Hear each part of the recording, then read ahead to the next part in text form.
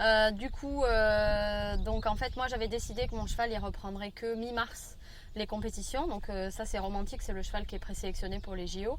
Malheureusement, on est un peu de nouveau confiné avec les chevaux, donc ça remet un peu. Il faut s'adapter pour faire un nouveau planning. Donc normalement, il devrait reprendre début avril le cheval à Pompadour. Et puis après, on aura plusieurs compétitions pour s'entraîner et pour montrer qu'on est présent et qu'on peut être sélectionnable. Donc là, c'est quoi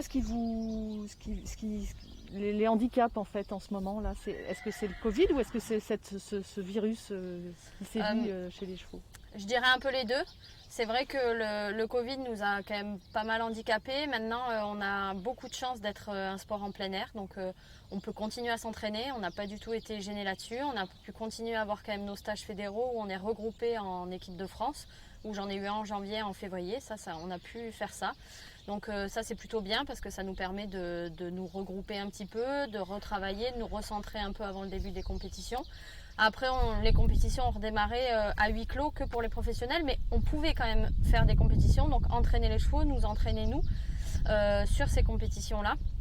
Donc finalement ce qui nous arrête un peu là c'est effectivement la rhino chez les chevaux. Je dirais que nous avec le Covid on a quand même beaucoup de chance par rapport à d'autres sports où on peut continuer de s'entraîner et de faire des compétitions. Et là, l'arrêt des compétitions avec les chevaux jusqu'à fin mars, ça vous pose des problèmes? Ça me pose des problèmes, oui et non. Ça pose surtout des problèmes au niveau international, pardon. Parce que c'est vrai qu'entre le Covid, déjà, il y a beaucoup de compétitions qui s'annulent parce que obligés de faire des compétitions à huis clos, où forcément certains organisateurs, financièrement, c'est pas possible pour eux. Le public compte beaucoup. Du coup, il faut qu'on arrive déjà à trouver un calendrier international. C'est ça en fait qui va être le plus dur. En France, la fédération est vraiment très soudée. On a un staff qui est vraiment très présent avec nous et du coup qui fait en sorte qu'on ait les compétitions pour s'entraîner. Donc en France, on n'est pas du tout handicapé. C'est vraiment plutôt à l'international où c'est un petit peu plus compliqué. Mais où on a besoin de voir quand même de s'affronter, de se mettre en concurrence avec les étrangers. Mais déjà, au moins, techniquement, on peut s'entraîner en France. Et puis parce que les compétitions, c'est aussi sur ces moments-là que vous êtes sélectionné pour les Jeux?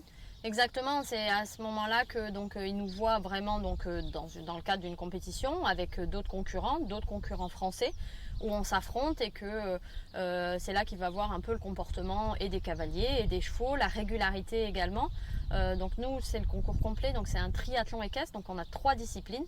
Donc ce qu'ils veulent voir, voilà, c'est des chevaux et des couples parce qu'on est sélectionné en couple avec un cheval.